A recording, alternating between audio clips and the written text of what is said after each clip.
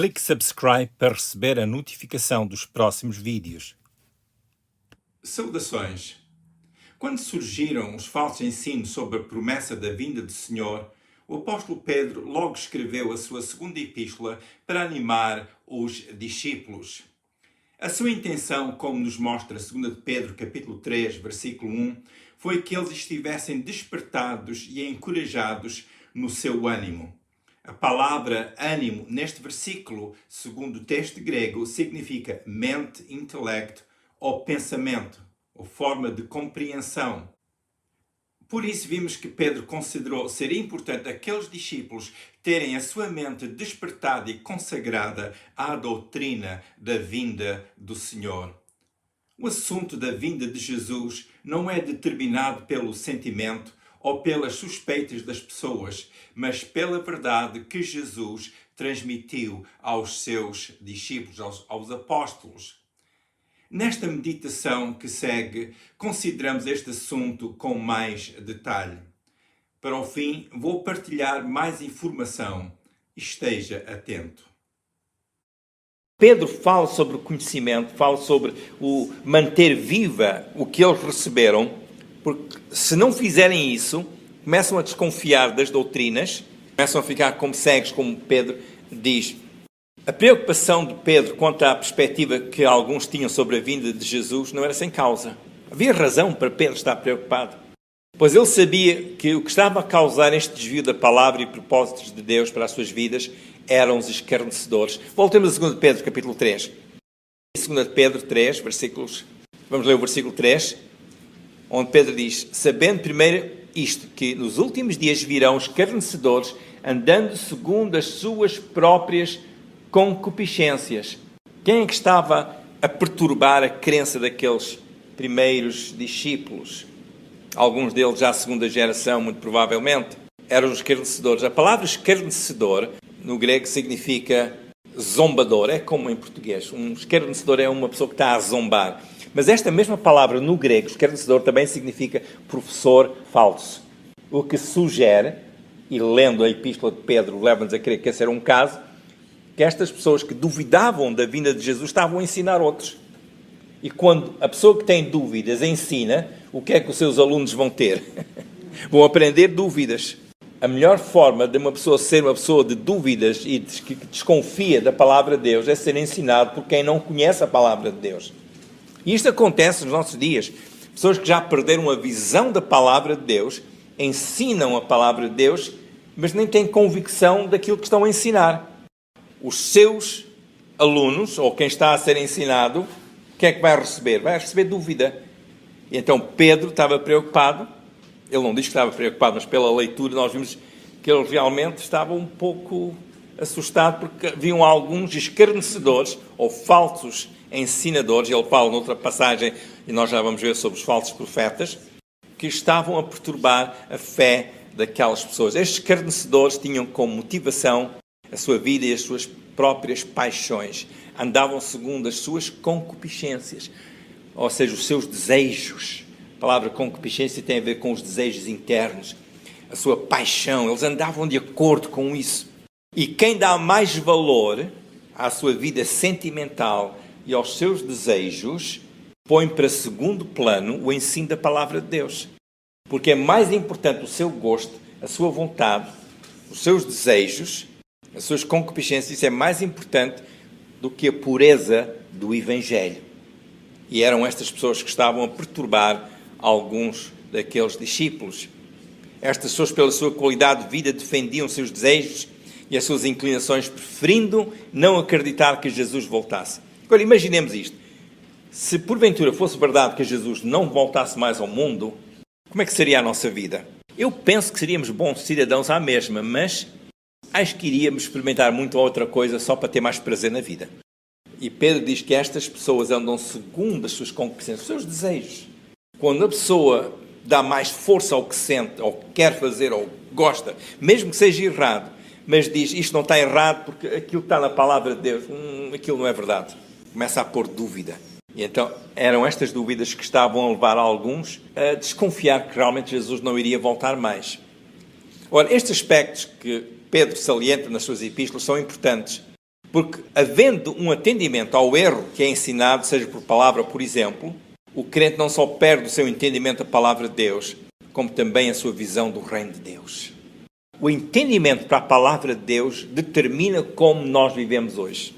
O que eu sei, o que eu aprendi da palavra de Deus, molda a minha vida hoje. E a visão do reino de Deus tem a ver com o trajeto até alcançar o alvo do reino de Deus.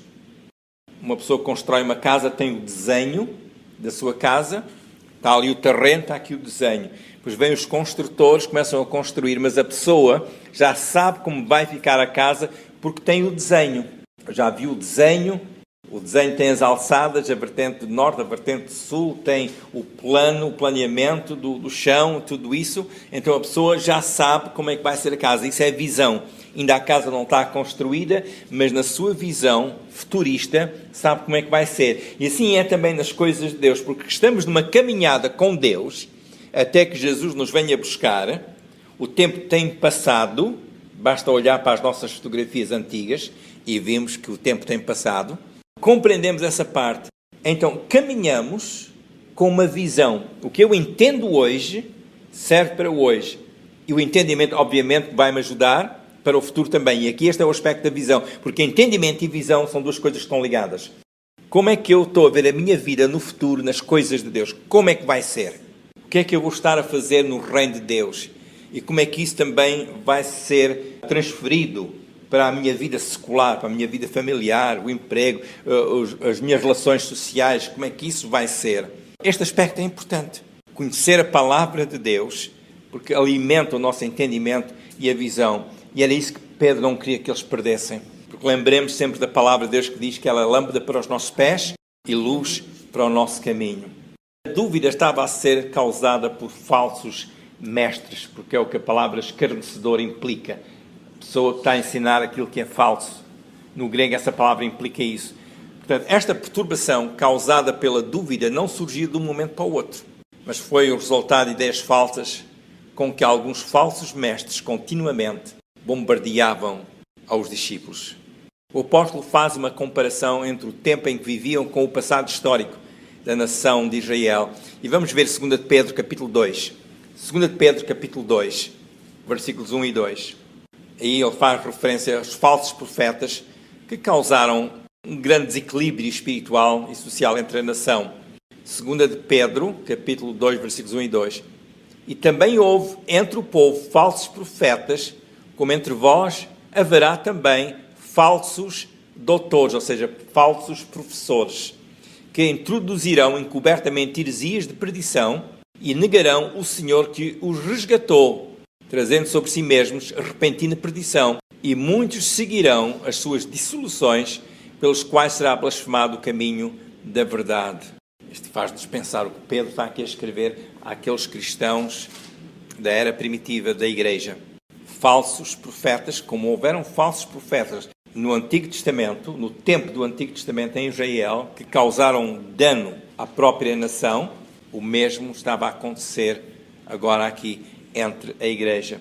Portanto, Pedro faz referência à profecia. Eu estive a estudar mais sobre isto, porque é que Pedro começa no capítulo 2 com e também houve entre o povo falsos profetas. É como se Pedro aparecesse de repente e começasse a dizer e também houve entre o povo falsos profetas. Então fui ver como é que Pedro termina o capítulo 1. Ele fala sobre os profetas ou sobre a profecia. E vamos ver capítulo 1, versículo 19 a 21. 2 Pedro 1, 19 a 21. E temos muito firme a palavra dos profetas, que são os profetas de Deus, a qual bem fazeis em estar atentos como a uma luz que ilumina em lugar escuro até que o dia esclareça e a estrela da alva apareça em vosso coração. Sabendo primeiramente isto, que nenhuma profecia da Escritura é de particular interpretação, porque a profecia nunca foi produzida por vontade de homem algum, mas os homens santos de Deus falaram inspirados pelo Espírito Santo. Portanto, as profecias não são de particular interpretação. Já porque a pessoa se sente de uma certa maneira, não significa que a profecia tem que ser interpretada de acordo com o sentimento da pessoa. Muito importante. As profecias da Bíblia não são interpretadas de acordo com o sentimento das pessoas. Pedro diz, ninguém deve sujeitar as profecias à sua particular interpretação. Sabendo isto que a profecia não foi produzida pela vontade do homem, não foi sentimento humano, mas foi inspirada pelo Espírito Santo. As profecias relacionadas com a vinda do Senhor têm que ser entendidas como revelação do Espírito Santo, não conforme o sentimento ou as opiniões das pessoas. Como é que faziam os profetas do Antigo Testamento? Pedro explica no capítulo 1, 1 de Pedro, capítulo 1, versículo 10. 1 de Pedro, capítulo 1, versículos 10 a 12. Como é que faziam os antigos profetas? E então Pedro diz, da qual salvação inquiriram e trataram diligentemente os profetas que profetizaram da graça que vos foi dada, indagando que tempo, ou ocasião do tempo, o Espírito de Cristo, que estava neles, indicava anteriormente, testificando os sofrimentos que a Cristo haviam de vir e a glória que se lhes havia de seguir, aos quais foi revelado que não foi para si mesmos, mas para nós. Eles ministravam estas coisas que agora vos foram anunciadas por aqueles que, pelo Espírito Santo enviado do céu, vos pregaram o Evangelho, para as quais coisas os anjos desejam bem atentar. Reparem no versículo 11. Os profetas davam atenção ao Espírito de Cristo que estava neles, indagando que tempo, portanto, versículo 10, os profetas, eles profetizaram da graça que vos foi dada, isto que vocês receberam o Evangelho, é a graça de Deus, eles profetizaram sobre isso. Eles próprios, versículo 11, eles próprios indagavam, inquiriam, investigavam, estudavam acerca do tempo ou ocasião do tempo. O Espírito de Cristo que estava neles indicava. Repare, o Espírito de Cristo que estava nos profetas da antiguidade. As profecias não é a inspiração humana. Nem nós devemos sujeitar as profecias aos nossos sentimentos ou às nossas ideias, mas fazer como faziam os antigos profetas, que o Espírito de Cristo que estava neles anunciava a eles. E esta parte é muito importante. Reparem, é Espírito de Cristo. A palavra Cristo significa ungido. O Espírito do ungido. A palavra Cristo vem do grego, que significa ungido em português. A palavra Messias vem do hebraico e também significa ungido. Portanto, Cristo e Messias é a mesma coisa. Messias vem do hebraico e Cristo vem do grego. Portanto, havia um espírito de unção sobre eles. Um espírito de unção. Eles estavam com atenção ao Espírito Santo que estava neles, ou que lhes dava revelação acerca de Cristo. Eles estudavam o que os outros profetas que viveram antes deles escreveram. Eles estudavam o que Moisés escreveu na lei, acerca do Messias, do profeta que viria semelhante a ele. Eles estudavam todas essas coisas, procurando entender mais acerca do Messias. O princípio que eles usavam não é o que Deus não disse, mas é o que Deus disse. Às vezes há pessoas que preocupam-se mais com aquilo que Deus não disse. Quando alguém começa a preocupar-se com aquilo que Deus não disse, é porque talvez quer alargar o seu caminho, para ver se pode levar mais bagagem consigo. Este ponto é importante compreender, porque nós devemos fazer como faziam os profetas da antiguidade. O Espírito que está em nós, que nos dá a revelação, vamos procurar estudar e entender as profecias de acordo com o Espírito Santo que está em nós, que nos vai ensinando acerca de Deus. Aqueles antigos profetas leram e profetizavam, e depois também liam que os outros profetas tinham escrito, que o Messias iria sofrer. Um exemplo é Isaías 53. E há outras passagens também que falam sobre o sofrimento que viria a Jesus. Eles não só leram acerca do sofrimento, mas da glória que iria seguir ao sofrimento de Jesus. É o que Pedro diz, no capítulo 1. Queriam estudar e queriam saber mais acerca do sofrimento do Messias, da glória que viria. Mas também o Espírito Santo disse a eles, isto não é para vocês, mas é para mais tarde. E Pedro diz, isto é para vós. É hoje, porque já se cumpriu. Jesus já veio. Portanto, isto é para vós. Nós olhamos não para o natural, mas o que é que Deus disse. Quais são estas promessas? É porque haviam alguns que diziam, já há tantos anos que dizem que Jesus volta e nada mudou desde o princípio da criação. Desde o princípio da criação, nada mudou. Tudo continua na mesma, diziam alguns.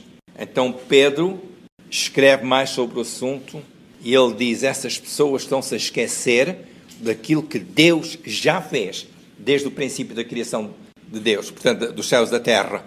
E essas pessoas ignoram a revelação que Deus tem dado e as ações de Deus entre a humanidade. Porque é que estão a duvidar da vinda de Jesus e dizem, olha, o mundo continua há séculos, está tudo na mesma há séculos. E Pedro diz, não é verdade. Eles esqueceram-se que Deus criou os céus e a terra, mas foi tudo destruído pelo dilúvio. E estes céus que a terra agora nós temos, vai ser destruído pelo fogo. Quero terminar com este ponto. Pedro diz, escrevi-vos para animar o ânimo, o vosso ânimo sincero. Ou seja, a palavra ânimo tem a ver com mente. No grego é a mente. Animar o pensamento, a mente. Se alguma coisa está a passar pela mente, que está a criar dúvida, eu quero encorajar-vos, diz Pedro, animar o vosso ânimo sincero, ou seja, o vosso pensamento, que vocês estão a compreender, para não perderem a vossa firmeza.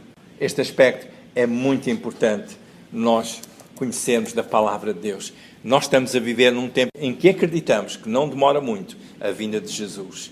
Não sabemos quando vai ser. Pode ainda ser por muito mais anos, mas pode ser já hoje ou pode ser amanhã. Nós não sabemos. Jesus vem.